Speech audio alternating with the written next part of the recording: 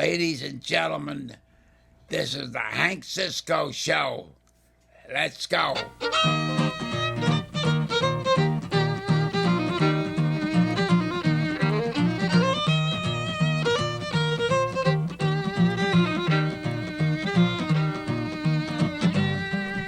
And welcome to the Hank Cisco Show. I'm John Doyle, and today our guest is James Waters, who's going to speak with us about some important issues. But I have to start always with that thought about Hank. So the reason I'm sitting in this chair is because Hank can't. Hank's suffering from pancreatic cancer.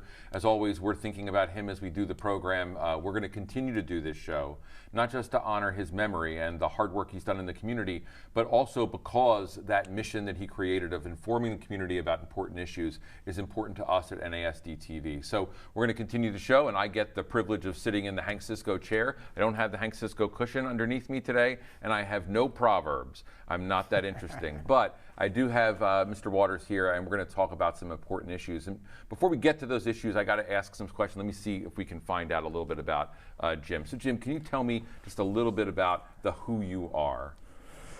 Well, I mean, if we want to start at the beginning, I graduated from Norristown High in 1963. I went to work for the telephone company, spent 36 years there. I got my graduation ring here for 35 years. And after retirement in 03, my wife and I got involved with the community. And my main issue in most cases for the times that I've been on Hank's show before, the 3 times before, it basically had to do with the environment, keeping the trash off the streets, a well-lit, safe community for all to live in. And actually I had worked with Hank on the Norristown initiative that had to do with bringing out neighborhood issues and solving the problems. And it was great working with Hank. And I mean, I'm from Norristown, and I remember Hank riding around on that 3-wheel motorcycle. Right. We used to call it a popsicle wagon when he wasn't listening. But I mean, other than that, the school funding has really got me upset. And So how did you come to the issue of school funding? Like, this is not a new issue for you. Can you tell me a little bit about getting to that issue? Well, in the beginning, my wife Lynn had learned about the Act 1 Commission, and it was during the Rendell administration. And what it boiled down to was bringing the citizens from the 3 different municipalities that Norristown's under, and discuss different ways of improving the funding, getting it off the backs of the seniors, et cetera, et cetera. And that's when I became aware of the portions in the Constitution that says that, you know, the General Assembly is supposed to provide for an efficient and effective school system for all Pennsylvanians. Well, at that time, at the end of the Act 1 Commission, the school board members and all, they got in a bus and they went up to Harrisburg, and I basically put this away. But then I've seen some recent newspaper articles that kind of brought me back into it again. And as always, when I'm concerned with something, I know the importance of education, and working with Hank before, I wanted to bring this school funding observation that I brought out. And I don't actually know where to go with what I found. That's why I came here, because I'm hoping to get feedback. And believe it or not, I bumped into a history teacher and said, hey, can we talk about this? I'd like to bring this to a history class, yeah, a let civics kids class. Sort of find some action that they can take, especially that has a direct effect on them, right? Because it's education. Absolutely. Absolutely. So talk to me a little bit about what's in the Constitution. You sort of briefly said that. Can you give me a little more depth into what's in the PA State Constitution and how it affects school funding? Well, I could read it right out of the book, because being a technician at the phone company, I learned that you had to have information, you had to have books, and you had to find out what the facts were. This is really a great book, because it breaks down a lot of things. The preamble: we the people of the Commonwealth of Pennsylvania, grateful to Almighty God for the blessings of civil and religious liberty. And, you know, I mean, it's really good. Natural resources, we could touch that. Oath of office. oath of office. And we'll get to that, I think. And we'll later get to in the that. program. Land and water conservation. And here we have the. And here's education. Here's the Secretary of Department of Education. And as I said, this was a while ago.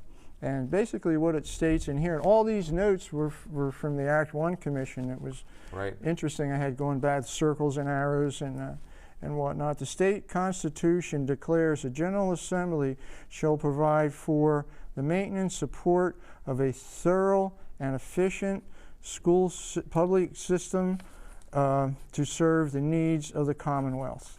And we can go into a little bit more, but I think that's the gist of it right there. And what is interesting is how some of this funding changed over the years. I believe, if I remember right, the Act 1 Commission had said that the formulas changed during the Ridge administration. So my kind of question is that when the preamble states that we should depend on the support the Constitution of the United States and Pennsylvania, that somebody should said something to Governor Ridge saying, hey, you're violating the Constitution. You've changed this, and here we have an article in the paper, and this is probably the one that really started, that really started me biting my cheek. And it has to do with the quality of education. How zip codes determine the quality of education. Summary is Pottstown and Norristown are kind of being, how would you say it, shut out. Now, one of the other things that troubles me is that, according to what I remember, now I didn't pull out the Act 1 Commission and go over it piece by piece. Right. But there was some indication that improper funding caused dropouts, that caused other issues with juvenile delinquency, so on and so forth. Right.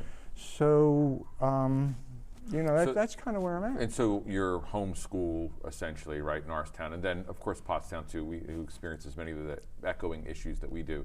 You're saying that seeing that environment being underfunded upset you personally, but also is causing damage to individual students. Like you're thinking the dropout rates and et cetera can be balanced out by potentially shortfalls in funding? Well, I see all the articles in the newspaper, and I worry about the children that need leadership. I know that the PAL does great things. I know that everybody's doing everything that they can, but if they're treating a symptom as opposed to going after the real reason behind it, which has to do with improper funding. Okay. But there's the other problem too that has to do with making up for that imbalance of funding with respect to the taxes, the real estate taxes. Right.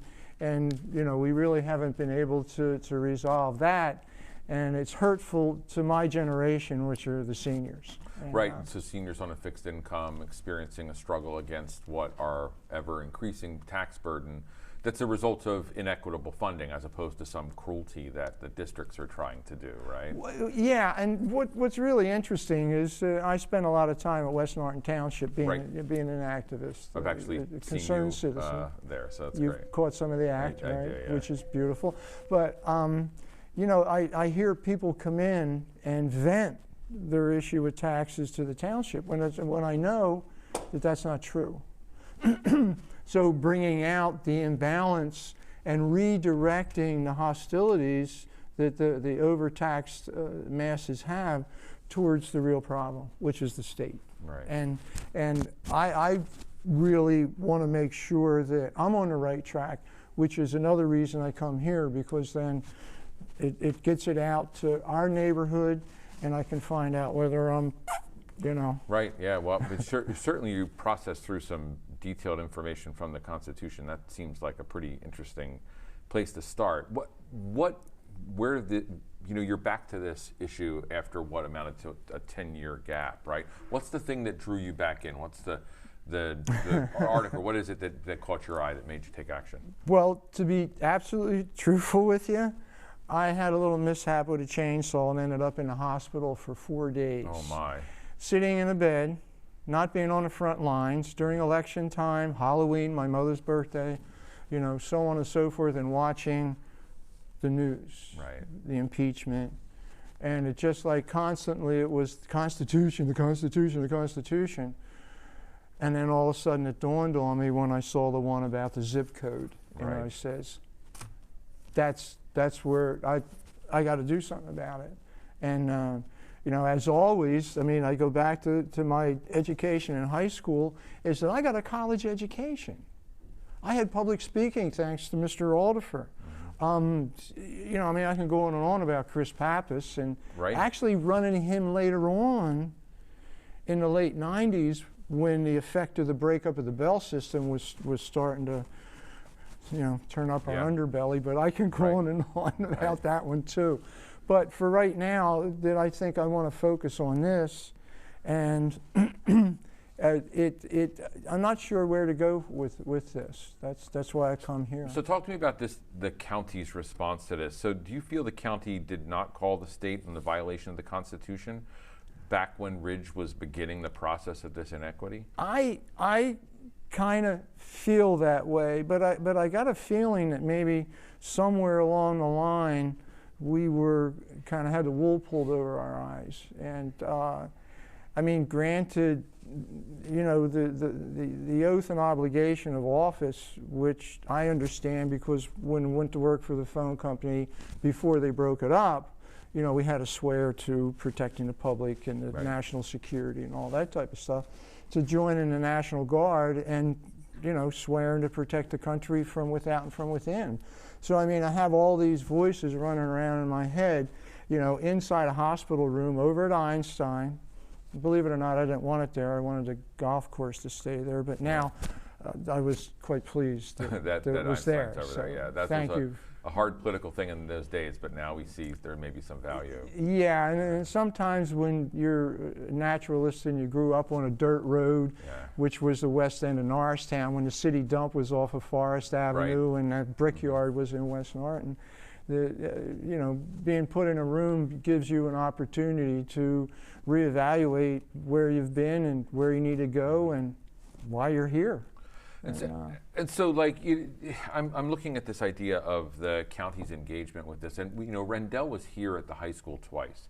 He came and spoke here twice. Yes. Once at the very beginning of his administration, and in both cases, we had students who, in our student council at that point, stood up and called for a stronger equity in funding. Like, they made a real serious, you know, step out voice about that. Paul Perry, in particular, who's a young man who works for a nonprofit up in the Northeast now, but who was going to run for a local legislative office recently. Just amazing, like, young man, senior in high school, stood up and called on the governor to change funding. You know, so this issue is significant for us. You know, but what you're saying, there's this inequity that's happened.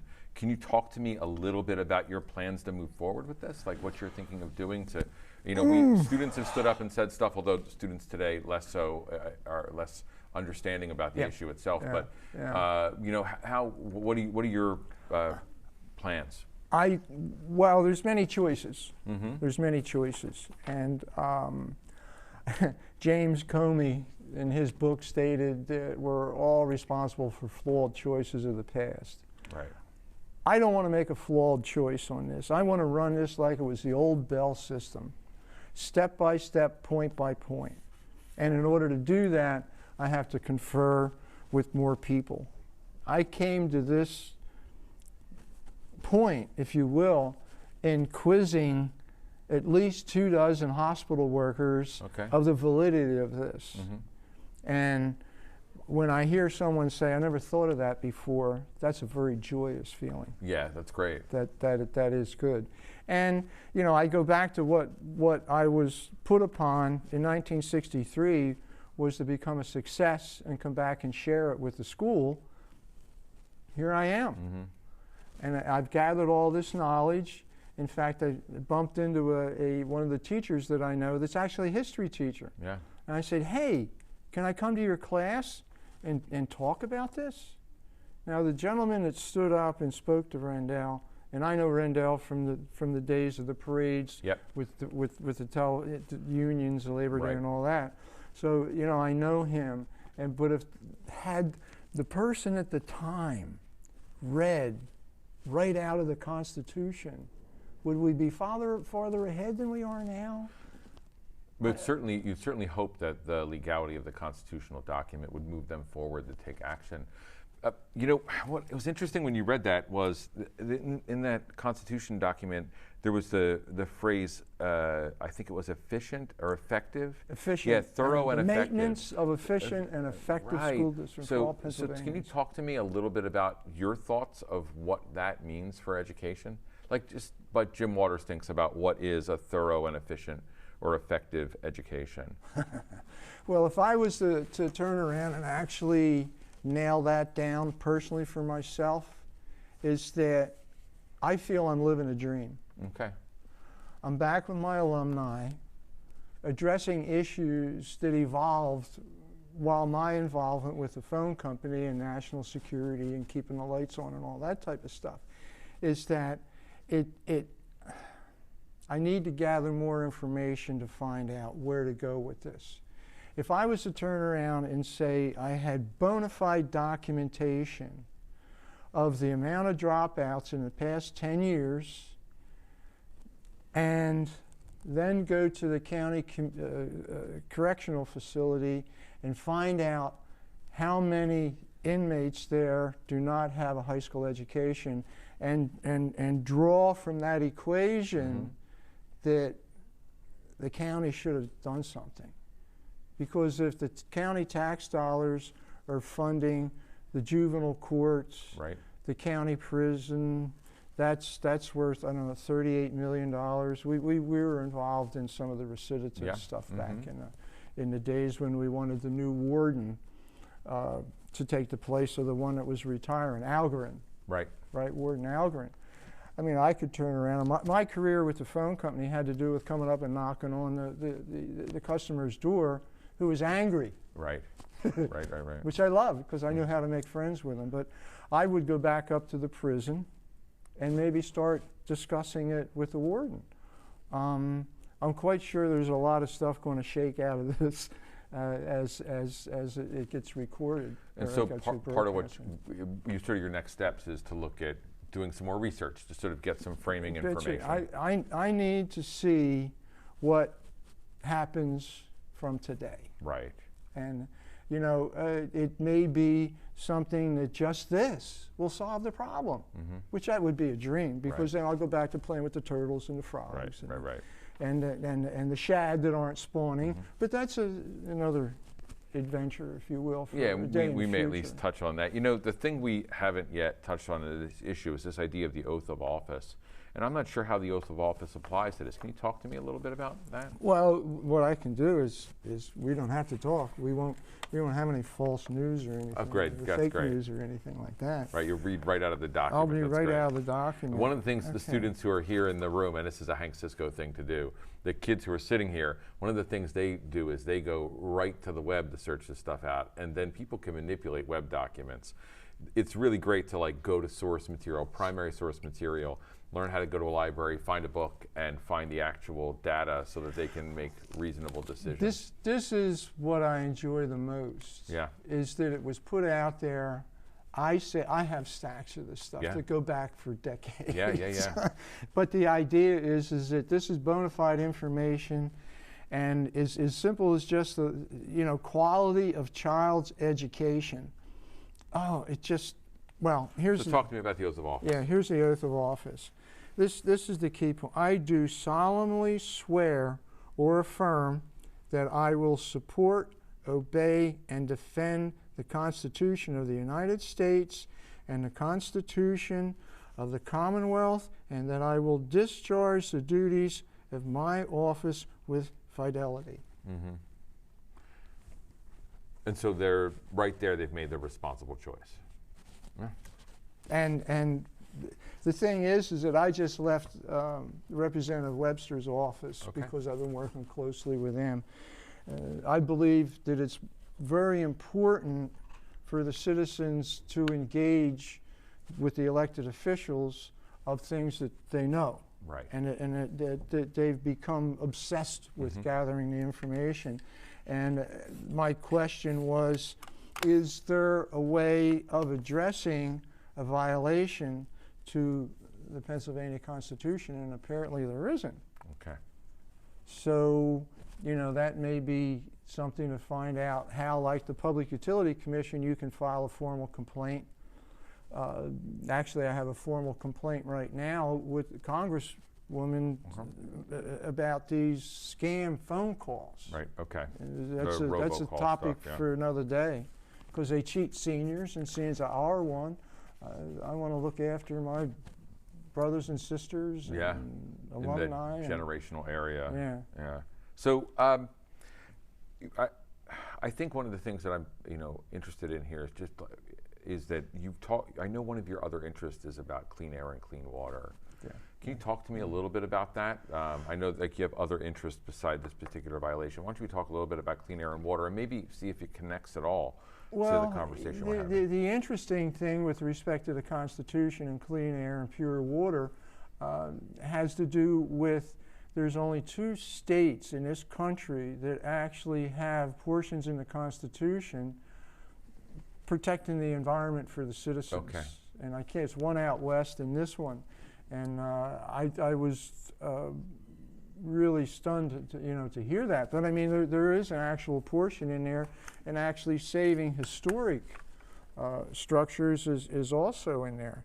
But I mean, it's really and that's both. It's in the Pennsylvania Constitution. Yes, it's in the Pennsylvania Constitution. I mean, the point about natural resources, and this is section 27 on page 2-5.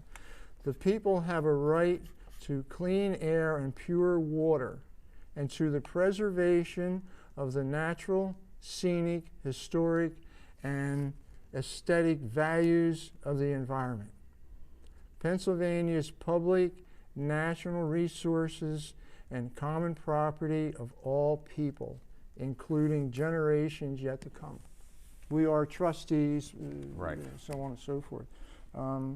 But I mean, there gives you the Reader's Digest of how to sink your teeth into the fact that there's a lot of impaired streams.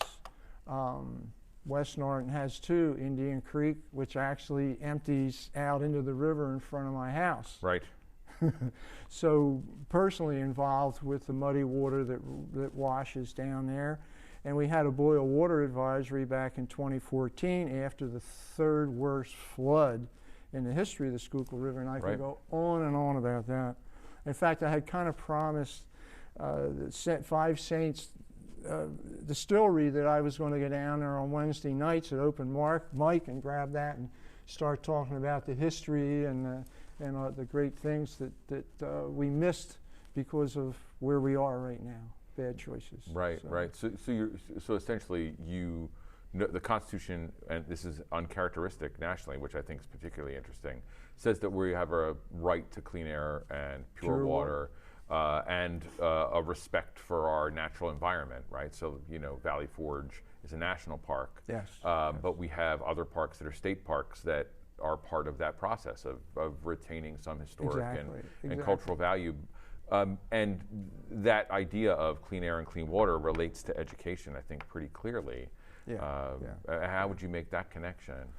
Well, actually, there's a portion in here with respect to the education about the environment. Right. And actually, as a member of the Stony Creek Anglers, I came here, I guess maybe 10 years or more ago, and worked with one of the science teachers. Yeah, I think it was Mr. Wexler, right? Josh Wexler, and would come in and explain to the students, like the storm drains, those grates in the street, where do they go? They go to where we swim and we fish and we play and we drink the water, and I live. Right. And so what kids might be throwing into one of those goes down. Exactly. And didn't you take folks over to the farm park? Oh yeah, because the Stony Creek Anglers has their trout nursery over there, and they raise 20,000 trout a year. They stock the Stony Creek and all kind of ponds all over the place. It's really great. I think they have like 900 members or whatever, but they do a wonderful job over there. And there's a lot of funding shortcomings there. There was supposed to be some dredging done to a pond that the money had to be diverted from that to One Montgomery Plaza because of the repairs construction that they've had to do, issues there. And I can go on and on about that. I remember when that was built. Right. Well, yeah, absolutely. And Yeah. I mean, the purchase of it by the county and all the stuff that they've had to struggle with since then. So talk to me just a little bit more about the idea of the value of education for you. You know, you're talking about funding, but for some people, you know, they're going to look at our kids, right? And they're going to say, those kids are rotten, or those kids don't matter, or whatever they may say. Like, I know there's community people out there who don't understand the value of education. What would you say to those folks about education and why it should be funded well? That is, as you would say, the $64,000 question. I've been in some extensive battle of wits with actually some family members where they turn around and say, there's no hope. Right. You know, there's no hope for them. You know, I'm looking to solve the problem here. And I remember one conversation where somebody threw up Camden. And I said, I don't care. I'm here in Norristown. This is where I grew up. This is my hometown. And I want to do something about it. Right. And I'm here, and I mean, there's the old bumper sticker that says, speak your mind even if your voice shakes. Yeah. And I know that my freedom of speech, the phone company was basically responsible for freedom of speech. Dial O for operator. Right. Then after the breakup of the Bell system, you dial 911. And I can segue into some of the scams that was actually using the 911 number. Really? Oh, sorry. That's okay. It's all right. It makes for better TV. So you know, from our standpoint, I just want you to know that there's a big school funding thing happening actually at the school district tomorrow. So there's this public statewide conversation that our superintendents, NASD TV, our station is going to be going to cover that. Students are going to be going doing interviews. We're going to try and capture some of those issues. And that might be information that will help you along your search as well. This was one of the options that I did have, along with, you know, discussing the issue and bringing it to a class and let a class discuss Right. where we are and why we're in this handbasket. Yeah. But that was one of the things that I planned on. Actually, in the beginning, because some of the YouTube stuff that my nephew and I have done, and he's a graduate of Norristown also, has been very successful for environmental issues, Right. dangerous dead trees being cleaned up by the borough, gas leaks that have been going on for years, that we used our process of speaking at a public meeting about a problem. Because I really truly believe all the elected officials can't be experts, and that the experts within the community need to reach out and share what they know with the elected officials and guide them. And that was the whole purpose of the EAC, was it was more of a compatible thing where a person could come to the EAC and the EAC would be able to digest it and feed it to the commissioners, supervisors, or whatever. And for people in the audience who don't know, what's the EAC? Environmental Advisory Council. Great. It was an ordinance that was enacted back in the 70s, and the whole concept was to bring the talent out of the community together to support the township. Rather than the township being bad guys, we're making friends with them. And I was the first chairman of West Norton because I learned about this and, you know, pushed the issues. And it was really neat. There's several different ways that they can come up with this, and there's several different of them around Upper Marion, Conshohocken, so on and so forth. So it is something that has been moving along. But they basically said to me, okay, you're the chair, go find 4 geniuses and let's put this together. Right. And basically it's been rolling along very good, very good. I just spoke to one of the residents down in Port Indian that had to do with flooding issues at West Indian Lane, and because the condition that had been lasting for 30 years was brought to the EAC, they were able to streamline it And now this problem's being solved. So it really makes me feel good when problems are solved. Fix it, fix it, fix it. Yeah, that's great. You know, as I sit here with you and, you know, we've had this conversation about education, I feel compelled to ask you to do some educational stuff for me just for a moment. And for me, as well as for our audience, look, there's people right now sitting in front of their computer or on their sofa watching this program, right? They're watching it on NASD TV, on the cable station, you know, 28 Comcast, 45 Verizon, or on YouTube. They're watching the Hank Cisco show, either on a computer at home or on their phone, wherever they're watching it. Everyone, and you know, they're sitting there watching, and you're a guy who doesn't sit and watch. You get up off of the chair and you do something. And I think one of the things you could share with people after this wealth of experience since really you've retired, that you've been engaged in this community activism, is this question. I mean, you talked earlier to me about being a concerned citizen and about being a community activist. And I just want to say, like, what would you say to that person sitting watching this show about how and why they should get off the sofa and take some kind of action? Well, maybe I need to tell a little experience of one of the first things that I was involved in doing. Sure. It was back in 1984. I had just been in the Port Indian Regatta in the ski show and living the dream, and the Norristown Dam had a hole in it. And all the water was washing out, and I got put on the dam committee with the ski club. And within 70 phone calls and 2 weeks, it was being repaired. Right. And when I ride by that, I see that dam, and I realize, just supporting myself to keep a positive, feeling of self-accomplishment, I see that and I say, I did that. Right. I did that. And, it's Christmas time, and one of my favorite movies is National Lampoon's Christmas Story. Okay, great. When he stands there at the end and he looks up at Santa Claus and he says, we did it. They'll understand when they fix something that's wrong, that's a threat to their neighbors, friends. I feel when I went after the power company that I was, taking care of myself, but my friends, and even those people that I don't necessarily like, I believe they had a right to call 911, right, to have their lights on, to have their CPAP or whatever working during the night. I just think that when people get off the sofa and go into a meeting and talk about things that they see as wrong and make a suggestion of what they could do to fix it, I think they'll feel better. I really think. And what's the path that you do? Like, you talk about going to meetings. What can, the kid watching this, or the kid sitting in class right now who hears about this, what can they do? What's the actions they can take to start? Like the first step. You can't run a marathon unless you have run one block, right? And then after that block, you can practice.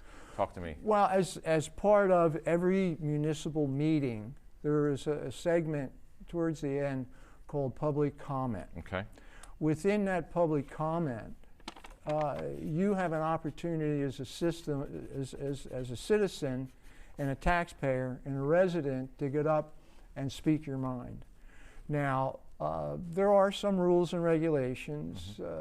In some cases, different townships, you have to speak to what's on the agenda because they don't want things to be disruptive. But the idea, it's a constructive engagement. It's not being sent to the principal's office. Right.